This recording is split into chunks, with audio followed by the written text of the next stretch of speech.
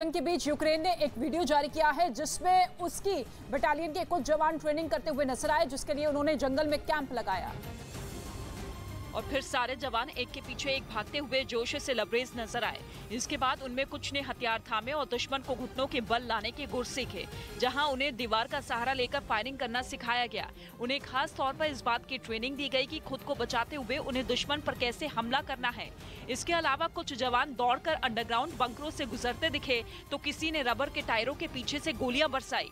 बताया गया कि ये यूक्रेन की खास टुकड़ी थी जिसमें लोगों को जंग के दौरान रूस से लोहा लेने के इरादे से भर्ती किया गया। इधर अमेरिका के 2 F-18 सुपर हॉर्नेट लड़ाकू विमान ट्रायल के लिए गोवा पहुंच गए। ट्रायल में पास होने पर विमान को खरीदने की प्रक्रिया शुरू होगी, जिसे बाद में देश में बने एयरक्राफ्ट कैरियर विक्रांत पर तैनात किया जाएगा। और इस जंगी जहाज पर तैनात करने के लिए भारत दुनिया के सबसे ताकतवर लड़ाकू विमानों के ट्रायल में जुटा है। अमेरिका के 2 F-18 सुपर हॉर्नेट ट्रायल देने के लिए गोवा पहुंच गए। इन विमानों का ट्रायल युद्धपोत पर ही होना था, लेकिन IAC यानी इंडिजिनस एयरक्राफ्ट कैरियर विक्रांत अभी पूरी तरह तैयार नहीं है। लिहाजा इन विमानों के ट्रायल की तैयारी गोवा के हंसा नेवल बेस में की गई, जहां इन दोनों विमानों की ताकत को परखा जाएगा।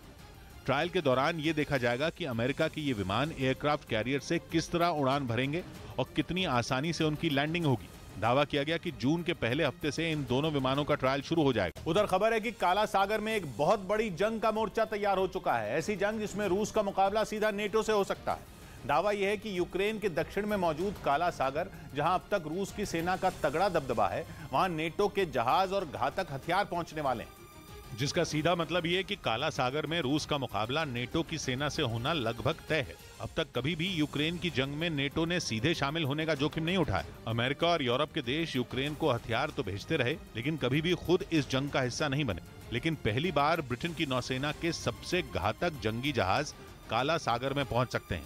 ये खबर ब्रिटेन के प्रमुख अखबार डेली मेल ने प्रमुखता से छापी। अगर ये दावा सही है तो अब नेटो के सब्र का बांध टूट सकता है। पुतिन के प्लान में फंसे ब्रिटेन और अमेरिका अब जंग में कूदने को मजबूर हो सकते हैं। यानी अब तक सरक कर चल रही यूक्रेन की जंग बहुत बड़ी करवट ले सकती है, क्योंकि काला सागर पिछले 3 महीने से रूस की मुट्ठी में बताया जा रहा है। भले ही रूस का सबसे खतरनाक मॉस्कवा जहाज समुद्र में डूब गया हो, लेकिन रूस की ताकत वहां कम नहीं हुई है, जिसका सबसे बड़ा सबूत यह है कि यूक्रेन के समुद्र तट के ज्यादातर शहरों पर रूस का कब्जा हो चुका है। ओदेसा पर अभी रूस का कब्जा तो नहीं हुआ, लेकिन इस बंदरगाह से यूक्रेन का एक भी जहाज निकलने की हिम्मत नहीं कर पा रहा, क्योंकि रूस के जंगी जहाज और सबमरीन काला सागर में अहम जगहों पर तैनात है। ये तैनाती ऐसी है कि अगर यूक्रेन का कोई जहाज समुद्र से निकला भी तो रूस पल भर में उसे तबाह कर सकता है। लेकिन दावा यह है कि ब्रिटेन की फौज अब काला सागर में अपने खतरनाक जंगी जहाज भेजने का फैसला कर चुकी है। ये जहाज काला सागर में ओदेसा के पास एक कॉरिडोर बनाएंगे, एक ऐसा सुरक्षा घेरा समझ लीजिए जिसके बीच से यूक्रेन के जहाज आसानी से निकल पाए। इसके अलावा डेनमार्क ने ऐलान किया है कि वो लंबी दूरी पर मार करने वाली अपनी कुछ मिसाइलें खास तौर पर इसी ऑपरेशन के लिए यूक्रेन को पहुंचाएगा। यूक्रेन के इन जहाजों का निकलना इसलिए जरूरी है क्योंकि उनमें अनाज भरा हुआ है। गेहूं के ये जहाज यूक्रेन में फंसे होने की वजह से ही बहुत सारे देशों में भूख का संकट खड़ा हो गया है। और जिन देशों तक ये अनाज पहुंचना था, उनमें कुछ तो अमेरिका के सहयोगी देश भी हैं। यूरोप के मुल्कों में भी खाने पीने की चीजों के दाम बढ़ने शुरू हो चुके हैं। 2 दिन पहले ही संयुक्त राष्ट्र सुरक्षा परिषद को बताया गया था कि दुनिया के कई मुल्कों के पास केवल 10 हफ्तों का अनाज का भंडार बचा है। ऐसे देशों का यूक्रेन की जंग से कोई लेना देना नहीं है, लेकिन वो भुखमरी का सामना करने पर मजबूर है। रूस के बम यूक्रेन पर गिर रहे हैं और पेट कई और देशों का खाली है। दूसरी तरफ रूस लगातार अनाज के इस संकट के लिए अमेरिका को कसूरवार बता रहा है। इतना तो साफ है कि अनाज का ये संकट तभी सुलझ सकता है जब यूक्रेन में फंसा हुआ अनाज किसी भी तरह बाहर निकाला जाए। लेकिन ये काम शेर के मुंह में हाथ डालकर मांस का टुकड़ा निकालने जैसा है। पहले तेल और गैस के बाद पुतिन ने गेहूं पर बहुत बड़ा दांव चला। गेहूं के भंडार पर कब्जा जमाकर पुतिन अमेरिका और नेटो के सब्र का इम्तिहान ले रहे हैं, जिसे अब तक पुतिन की फूड ब्लैकमेलिंग कहने वाले देशों ने इसका जवाब देने का फैसला कर लिया। यही जवाब जंग की तैयारी से कम नहीं है, क्योंकि दावा यह है कि अब भी रूस के 6 जंगी जहाज और 2 सबमरीन काला सागर में तैनात है। यह आंकड़ा यूक्रेन की फौज का है। हालांकि जहाजों की गिनती इससे ज्यादा भी हो सकती है। दूसरी तरफ यूक्रेन के दक्षिण में काला सागर के बीच क्राइमिया भी मौजूद है, जिस पर 2014 से ही रूस का कब्जा है। क्राइमिया की वजह से रूस को रणनीतिक तौर पर बहुत बड़ा फायदा मिलता है। क्राइमिया में रूस ने अपनी सेना की बहुत बड़ी ताकत को जमा किया हुआ है। अगर काला सागर में यूक्रेन की मदद करने के लिए कोई भी पहुंचा तो रूस जवाब देने से पीछे नहीं हटेगा। ऊपर से खतरनाक मिसाइलें और हथियार लेकर पहुंच रहे ब्रिटेन के जंगी जहाज रूस को सीधी चुनौती दे रहे होंगे। मतलब ये कि सीधा सीधा रूस को ललकार रहे होंगे। अगर ब्रिटेन यहां से यूक्रेन के जहाजों को निकालने में कामयाब हो भी गया तो दुनिया को बहुत बड़ा संदेश जाएगा। संदेश ये कि नेटो देश रूस पर भारी पड़ने वाले हैं। पुतिन भी इस बात के नतीजों को समझते हैं। यही वजह है कि काला सागर में एक बहुत बड़ी जंग की शुरुआत हो सकती है, और अगर ये जंग छिड़ गई तो वो काला सागर तक सीमित रहेगी, इसकी भी कोई गारंटी नहीं होगी। यही वो सूरत है जिससे अमेरिका और नेटो अब तक बच रहे थे। लेकिन साफ है कि दुनिया पर मंडरा रहे भुखमरी के संकट ने समीकरण बदल दिए हैं, और नेटो से अगर रूस की भिड़ंत हो गई तो वो विश्व युद्ध ही होगा। दुनिया की सबसे बड़ी महाशक्तियों के बीच सबसे बड़ी जंग छिड़ जाएगी। ये ऐसी जंग होगी जिसके दायरे में पूरी दुनिया को आने में देर नहीं लगेगी। हिमाचल के सिरमौर में बर्फबारी का रिकॉर्ड टूट गया। हिमाचल प्रदेश के सिरमौर की चूड़धार में 60 साल बाद मई के महीने में बर्फबारी हुई। महाराष्ट्र के वर्धा रेलवे स्टेशन पर एक आरपीएफ जवान ने ट्रेन में चढ़ते समय फिसले यात्री को बचा लिया। भारतीय हॉकी टीम एशिया कप में जापान से 2-5 से हार गई। जापान में हुई क्वाड समिट की बैठक के बाद प्रधानमंत्री नरेंद्र मोदी सुबह 4 बजे देश लौट आए हैं। क्वाड समिट में प्रधानमंत्री मोदी ने आतंकवाद के मुद्दे पर जोर दिया। क्वाड देशों में आर्थिक सहयोग बढ़ाने और सुरक्षा का मुद्दा भी पीएम मोदी ने जोर शोर से उठाया। स्वदेश लौटने के बाद भी आज पीएम मोदी का बेहद व्यस्त कार्यक्रम रहने वाला है। सुबह 11 बजे प्रधानमंत्री मोदी कैबिनेट की बैठक करेंगे। वहीं यूक्रेन युद्ध के बीच रूस के सलाहकार बोरिस बोंद्रीव ने युद्ध को कारण बताते हुए संयुक्त राष्ट्र से इस्तीफा दे दिया। बताया गया कि उन्होंने अपना इस्तीफा स्विट्जरलैंड के जिनेवा में मौजूद यूएन के अधिकारियों को ईमेल के जरिए भेजा, जिसमें उन्होंने रूस की सरकार के फैसले से नाखुश होकर यह कदम उठाने की बात लिखी। बोरिस बोंद्रीव ने जो इस्तीफा संयुक्त राष्ट्र को भेजा उसमें उन्होंने इस बात को स्वीकार किया कि उनकी नजर में पुतिन का यूक्रेन पर हमला करना हर लिहाज से गलत है। उन्होंने रूस के राष्ट्रपति को बड़ी तादाद में लोगों की जान जाने का जिम्मेदार भी ठहराया। अपने इस्तीफे में उन्होंने साफ लिखा कि उन्हें रूस के यूक्रेन पर हमला बोलने के फैसले पर शर्म आती है, जिसका सामना उन्हें अभी तक कभी नहीं करना पड़ा। ऐसे में बोंद्रीव के इस्तीफे को विद्रोह के हाई प्रोफाइल मामले की तरह देखा जाने लगा, क्योंकि उन्होंने अपने इस्तीफे में सीधे तौर पर व्लादिमीर पुतिन को यूक्रेन पर कब्जे की लड़ाई पर घेरा। साथ ही रूसी सरकार के इस फैसले को विनाशकारी बताया और इस पर इस्तीफे में भी खुलकर अपनी बात लिखी।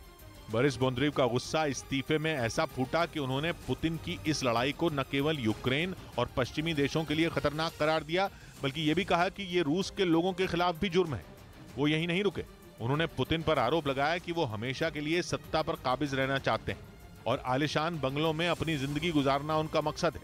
साथ ही रूस के राष्ट्रपति पर उनका यह भी आरोप है कि पुतिन सिर्फ अपने भले के लिए कई लोगों के घर उजाड़ने को तैयार है, और इन्हीं सब वजहों से उन्होंने रूसी सलाहकार के पद से संयुक्त राष्ट्र में इस्तीफा सौंप दिया। इस बीच दावा किया गया कि यूक्रेन युद्ध शुरू होने के बाद करीब 40 लाख लोगों ने रूस छोड़ दिया, जिनमें कई बुद्धिजीवी भी शामिल। कहा जा रहा है कि जिन लोगों ने रूस छोड़ा वो पुतिन से नाराज थे और उनके यूक्रेन पर हमला करने के खिलाफ थे। मतलब ये कि रूस से ब्रेन ड्रेन होने लगा है, यानी कि रूस के पढ़े लिखे और समझदार लोग दूसरे देशों का रुख करने लगे हैं। अल जजीरा.com ने अपनी रिपोर्ट में लिखा कि युद्ध शुरू होने के बाद रूस के 40 लाख लोग देश छोड़ चुके हैं, जिनमें 70,000 आईटी प्रोफेशनल समेत पत्रकार और कई बुद्धिजीवी शामिल हैं। दावा किया गया कि रूस छोड़ने वाले ये लाखों लोग पुतिन से नाराज हैं। कई ने तो उनके यूक्रेन पर किए गए हमले को क्रिमिनल एडवेंचर तक बोल दिया। मतलब उनका मानना है कि पुतिन यूक्रेन में अपनी बहादुरी दिखाने के लिए अपराध कर रहे हैं। अपना देश छोड़ने का मलाल इन लोगों के चेहरे पर दिखा और उन्होंने खुलकर पुतिन से नाराजगी जताई।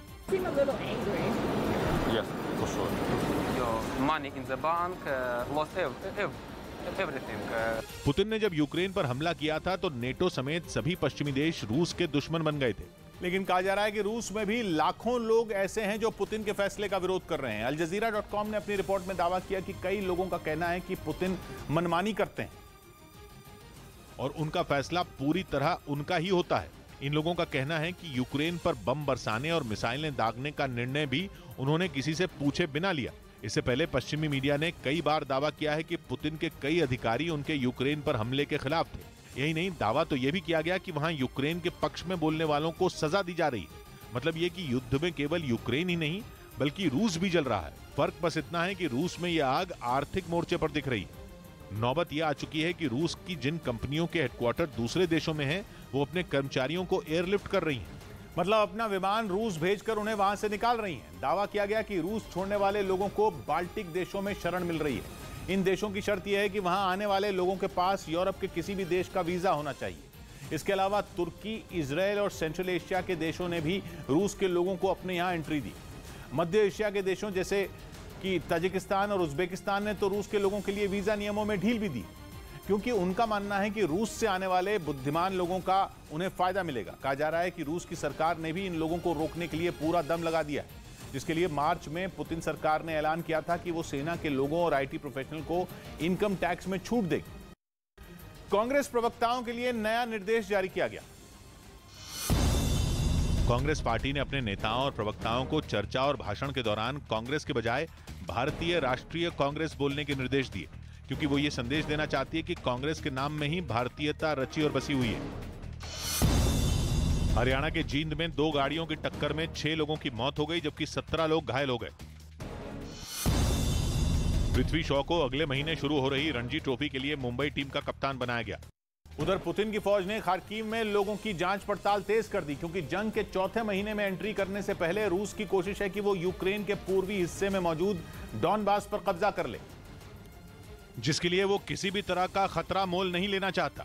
इसी वजह से रूसी फौज ने पूर्वी यूक्रेन में ही मौजूद खार्किव में जगह जगह चेक पॉइंट बना दिए और वहां से गुजरने वालों की चेकिंग शुरू कर दी, जिसका वीडियो रूस की तरफ से जारी किया गया। उसमें दिखाया गया कि कैसे रूसी सैनिक उन चेक पॉइंट से निकल रहे लोगों को रोक रोक कर उनकी चेकिंग करने में जुटे हैं, ताकि वहां से किसी भी तरह की मदद डॉनबास में मौजूद यूक्रेन के सैनिकों तक न पहुंच सके।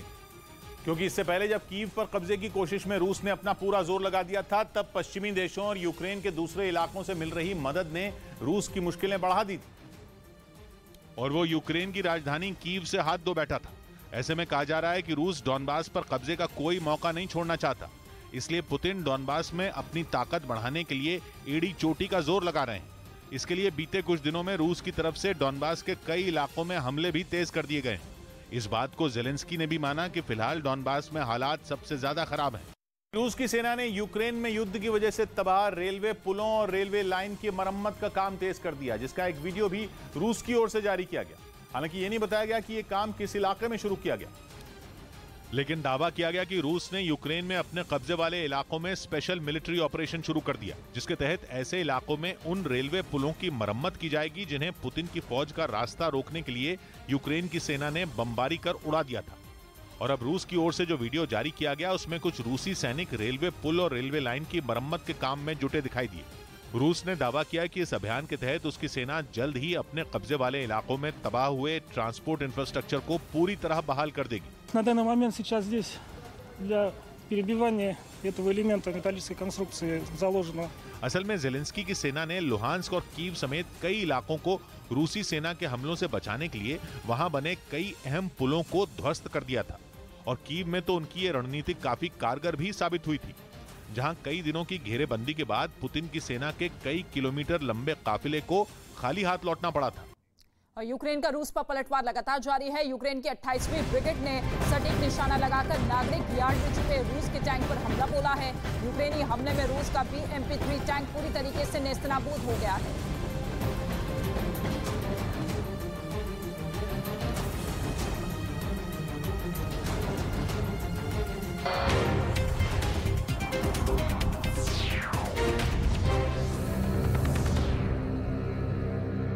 के कई देशों से आधुनिक हथियार मिल रहे हों, लेकिन उनके लड़ाकों के आगे वो टिक नहीं पाएंगे। और ऐसा ही 2.5 महीने तक मारियोपोल में चली लड़ाई में भी हुआ। कादिरोव ने अपने लड़ाकों की तारीफ करते हुए दावा किया कि जब भी यूक्रेन के सैनिक उनके सामने पड़ेंगे उन्हें घुटनों पर झुकना होगा। और मारियोपोल की लड़ाई का अंजाम देखें तो रमजान कादिरोव के दावे में दम भी दिखाई पड़ता है। वहां चेचन लड़ाकों ने रूसी सेना के साथ मिलकर यूक्रेन के सैनिकों पर भीषण हमला बोला था। कादिरोव के बेहतरीन कमांडरों ने जंग की कमान संभाली, यूक्रेन के सैनिकों पर ऐसा वार किया कि उन्हें अज़ोवस्ताल स्टील प्लांट में छिपना पड़ा। हालांकि यूक्रेन के सैनिकों ने अज़ोवस्ताल स्टील प्लांट को रूस के कब्जे में जाने से बचाने के लिए लंबी जंग लड़ी, लेकिन चेचन लड़ाकों और रूसी सेना के वार ने उन्हें घुटने टेकने पर मजबूर कर दिया, जिसके बाद रूस की सेना ने पूरे मारियोपोल पर कंट्रोल होने का दावा कर दिया था। और अब रमजान कादिरोव वीडियो के जरिए जेलेंस्की की सेना को ये बताने की कोशिश कर रहे हैं कि यूक्रेन की दूसरे इलाकों में चल रही जंग में भी उनकी सेना का हाल मारियोपोल जैसा ही होगा। वहीं यूक्रेन की सेना ने एक वीडियो जारी किया जिसमें उसके सैनिक लुहांस्क के एक इलाके में रूसी सेना पर दनादन रॉकेट दागते दिखाई दिए। पिछले कई दिनों से पुतिन की फौज इस इलाके को अपनी मुट्ठी में करने में जुटी है और इसके लिए उसने अपनी पूरी ताकत झोंक दी। लेकिन हर मोर्चे पर ज़ेलेंस्की की सेना रूस को मुंहतोड़ जवाब दे रही है। इसी दौरान यूक्रेन के सैनिकों ने एक इलाके में रूसी सेना के ठिकानों पर ताबड़तोड़ रॉकेट दागे। इस हमले का जो वीडियो जारी किया गया उसमें यूक्रेन की सेना मल्टीपल रॉकेट लॉन्चर से पुतिन की फौज पर हमला बोलती नजर आई। लॉन्चर से निकलने के बाद आग उगलते रॉकेट रूसी सेना के ठिकानों को ध्वस्त करने के लिए आसमान में तेजी से आगे बढ़ते दिखे। देखकर ऐसा लगा जैसे वहां रॉकेट की बरसात शुरू हो गई हो। दुश्मन पर हमला बोलने से पहले इसकी तैयारी भी की गई। सबसे पहले इस मल्टीपल लॉन्चर में रॉकेट लोड किए गए। इसके बाद उस लॉन्चर को उस जगह ले जाया गया जहां से दुश्मन के ठिकानों पर धावा बोलना था। तैयारी पूरी होते ही ज़ेलेंस्की के सैनिकों ने रूसी सेना के ठिकानों पर निशाना साधा और फिर उन पर रॉकेट की बौछार कर दी। यूक्रेन ने दावा किया कि इन हमलों में रूसी सेना के कई ठिकाने पूरी तरह तबाह हो गए।